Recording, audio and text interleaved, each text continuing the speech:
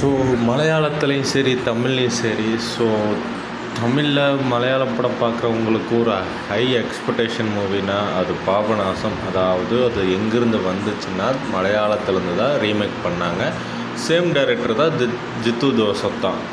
So அதே director இப்போது திருஷ்யம் அதாவது பாபநாசம் 2 எடுத்து 3 எடுத்துட்டாப்புல. ஸோ கமலஹாசன் சார் ஏன் இப்படி பண்ணாருன்னு தெரில. ஒரு பயங்கர எதிர்பார்ப்பு. தமிழில் ஹிட்டான மூவி இன்னமும் 2 எடுக்காமல் இருக்கார். ஆனால் அதர் லாங்குவேஜ் பார்த்திங்கன்னா பார்ட் 2 அதே பாபநாசம் ஹிந்தியில் தெலுங்கில் அப்போவே எடுத்து ரிலீஸ் பண்ணிட்டாங்க. அங்கேயும் ஹிட் ஆகிடுச்சு. இப்போ 3யும் மலையாளத்தில் எடுத்த உடனே ஹிந்திலையும் தெலுங்குலையும் எடுத்துட்டாங்க, தமிழை தவிர. சில பேரோட ஈகோனால் ஒரு நல்ல படம் மிஸ் ஆகிடுச்சே அப்படிங்கிற மாதிரி தான் இருக்குது.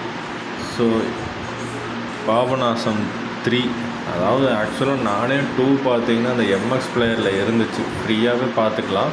அப்படி பார்த்த படம் தான். என்ன கதை, ட்விஸ்ட் அண்ட் டேர்மு. ஃபஸ்ட்டு பார்த்த அதே எதிர்ப்பு செகண்ட்லேயும் கொஞ்சம் கூட கதை அங்கேயும் இங்கேயும் நகராமல் அப்படியே அழகாக கதை எடுத்திருக்காப்புல. செம்ம கதை, ட்விஸ்ட் அண்ட் டேர்ம். ஆனால் முடியும்னு நினச்சா 3rd பார்ட் வரைக்கும் வந்துருச்சு. 3rd பார்ட்டுக்கு அப்புறம் முடியாது. 3rd பார்ட் தான் கிளைமேக்ஸ் பார்ட்டுன்னு அனௌன்ஸ் பண்ணி தான் எடுத்திருக்காங்க. ஸோ இதுதான் கிளைமேக்ஸ் பார்ட்டு. ஸோ பார்ட் 2லேயே நம்ம ஹீரோ போலீஸ் ஸ்டேஷனுக்குள்ளே புதைச்சதை கண்டுபிடிச்சிட்றாங்க. பார்த்துட்றான். பார்த்துட்டு போய் அந்த இதை போலீஸ்கிட்ட சொல்லிடுறான். ஸோ உடனே போலீஸும் அதை தோண்ட ஆரம்பிச்சிடுறாங்க. ஸோ நம்ம எல்லாருமே நினச்சிருப்போம் மாட்டிக்கிட்டாரு அவ்வளோதான் அப்படின்னு. அங்கே தான் நம்ம சுயம்புலிங்கத்தை தப்பாக கணக்கில் இடம் போட்டோம். சுயம்பு அப்பேற்பட்ட முட்டாள் கிடையாது. ஸோ இந்த மாதிரிலாம் நடக்குன்னு அவருக்கு முன்னாடியே தெரிஞ்சிருக்கு. தெரிஞ்சனால அப்படியே இதை கொண்டு போய் அப்படியே இதை கொண்டு போய் ஒரு போஸ்ட்மார்ட்டத்தில் மார்ச்சுரியில் ஒரு ஆளை கைக்குள்ளே போட்டு வச்சுக்கிட்டு அங்கேருந்து ஒரு ஃபேக் பாடியை எடுத்து இங்கே சப்மிட் பண்ணியிருக்காப்புல. அதாவது அந்த போலீஸ் ஸ்டேஷனில் வச்சு புதைச்சிருக்காப்புல.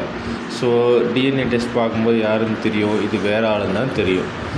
ஸோ ஆனால் அந்த கொலை பண்ண போலீஸ்காரியோட பையனை எரித்து சாம்பலே ஆக்கியிருப்பாப்புல.